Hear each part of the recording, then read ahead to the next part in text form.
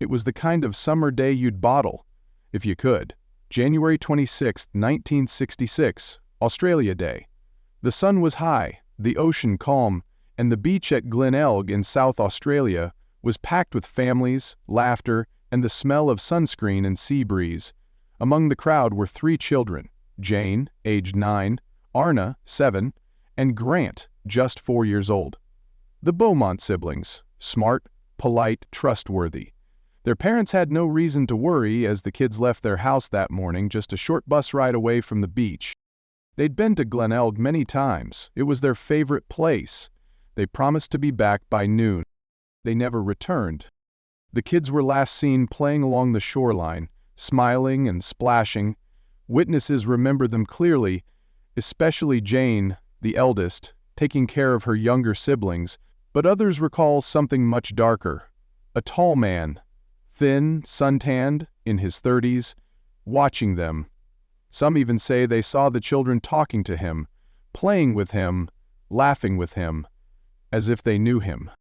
That was the last time anyone ever saw them. When noon came and went, the Beaumont parents began to worry. Hours passed, no sign. By evening, panic set in. Police were called, a search began. First the beach, then the surrounding streets, then the bus routes. Nothing, not a trace. Just an eerie silence where the noise of 3 lively children used to be. What followed became one of the largest manhunts in Australian history. The children's images were plastered everywhere. TV, newspapers, storefronts. Police interviewed hundreds of people. Tips poured in from across the country. Psychics, suspects, theories, but no real answers. And then, something chilling. A shopkeeper at a nearby cake store remembered Jane buying pastries that day. She paid with a £1 sterling note, but their mother insisted she never gave them that much money. Where did the note come from? Was it given by the tall man? Why would a kidnapper feed them? Why would they look so relaxed? The working theory was horrifying. The children had been groomed, tricked into trusting someone over time, someone who watched them, learned their habits, and finally acted. Days turned to weeks, weeks to years.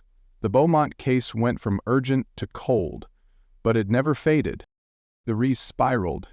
Some claimed the children were abducted by a local man with a history of preying on kids.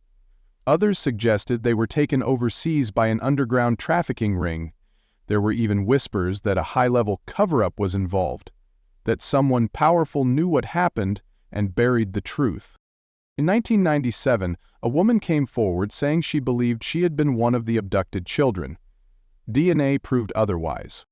In 2013, a man confessed on his deathbed that he'd helped bury the bodies under a local factory. The site was excavated.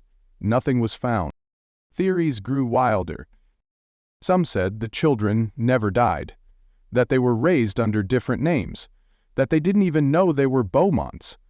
Others believed the man on the beach was part of a larger network, one that still operates in the shadows. Through it all, Jane, Arnna, and Grant's parents never gave up hope. They appeared on national television, pleaded for answers, chased every lead. They aged without closure. They died without peace. To this day, nearly 60 years later, no bodies have ever been found, no confirmed sightings, no confirmed suspects. Just 3 small ghosts haunting a nation's memory, and a case that refuses to rest.